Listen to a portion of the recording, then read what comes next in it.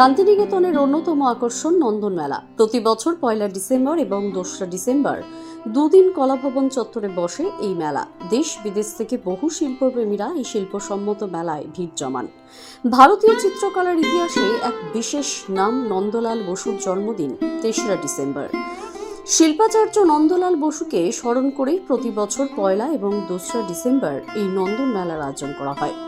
কলা ভবনের ছাত্রছাত্রীদের নিজের হাতে তৈরি করা গয়না, পেইন্টিং, মাটির কাজ, সেরামিক, ডোকরা এছাড়া নানান ধরনের হস্তশিল্পের সামগ্রী স্টলে সাজিয়ে বসেন ছাত্রছাত্রীরা। নভেম্বরের শেষ এবং ডিসেম্বরের প্রথম অর্থাৎ 1 তারিখ বলা যেতেই পারে এই আজকের দিনে আরম্ভ হয় নন্দন মেলা। আমি একটু আমার যে সহকর্মী আছে তাকে একটু ঘুরিয়ে দেখানোর চেষ্টা করব। এই যে নন্দন মেলা, এই নন্দন মেলা কিন্তু যে 1 ডিসেম্বর এবং 2 ডিসেম্বর হয়। নন্দলাল বসুর জন্মদিন 1882 সালে 3 ডিসেম্বর। সেই উপলক্ষে তার জন্মদিনের আগেই 2 দিন শান্তিনিকেতন কলাভবন চত্বরে আয়োজিত হয় এই নন্দন মেলা।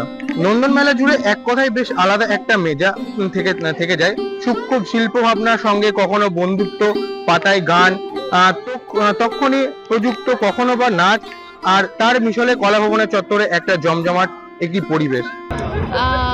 সত্যি কথা বলতে প্রত্যেক বছরই নন্দনমেলা আমাদের কাছে একটা আলাদা ইমোশন, মানে আমরা আলাদাভাবে প্রিপারেশন নিয়ে এখানে আসবো, দেখবো। তো এবারে অনেক কিছু ইউনিক জিনিসপত্র আছে, যেমন লাইক আমি ওখানে দেখলাম নতুন সেরামিক শেখানো হচ্ছে, মানে নিজে হাতে বসে শেখাচ্ছেন ওনারা। আর এই যে পেন্টিং একটা একদম ওপেন করে দেওয়া হচ্ছে, পেন্টিং গ্যালারিটা কাইন্ড অফ, মানে যেটা আমরা একটা হোম রুমে দেখতে পেতাম সেটা এখন ওপেন করে দেওয়া হয়েছে। তো ফর দ্যাট সবাই যারা বাইরে থেকে আসে, তো অনেকে ওনারা জানেন না যে কোথায় কি প্রদর্শন হচ্ছে, তো এবারে সেটা খুব ভালো করে মানে ওরা শো করিয়েছে যে কোথায় কি দেখানো হচ্ছে। আর অনেকটা আগের প্রত্যেক বছরই আলাদা আলাদা ইউনিকনেস থাকে। এবারে যেরকম আমি দেখলাম বিভিন্ন ওই সেরামিক পেন্টিংয়ে আমার খুব ভালো লেগেছে, সেরামিক পেন্টিংয়ের যে ডিপার্টমেন্ট আছে সেখানে জিনিসগুলো, ইভেন আদার্স যে ওরা সাজিয়েছে বা ডেকোরেশন করেছে সেটাও মানে আগের বছর থেকে আবার মানে এবছরও নতুন, মানে প্রত্যেক বছর নন্দন মেলাকে আমাদের কাছে নতুন করে পাওয়া। আমরা প্রত্যেক বছরই খুবই এক্সাইটেড থাকি ব্যাচেলার্স থেকে, মানে আমরা 3-4 বছর থেকে নন্দন মেলা দেখে আসছি।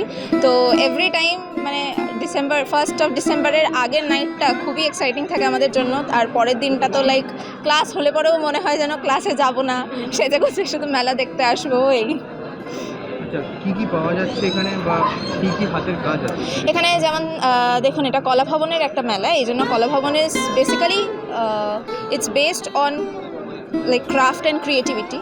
তো সেই জন্য কলা ভবনের স্টুডেন্টরা এখানে তাদের হাতের কাজ, যেমন ক্রশেট রিংস, ক্রশেট কি চেন যেমন ওইদিকে পাওয়া যাচ্ছে, স্কাল্পচার্স, আর তাদের হ্যান্ডমেড ক্যালেন্ডার্স আর মাস্ক বা হোম ডেকরের কিছু, প্লাস এখানে খাবারেরও অনেক জিনিস পাওয়া যাচ্ছে। So you can enjoy both, খেতে খেতে ঘুরে দেখতে পারেন।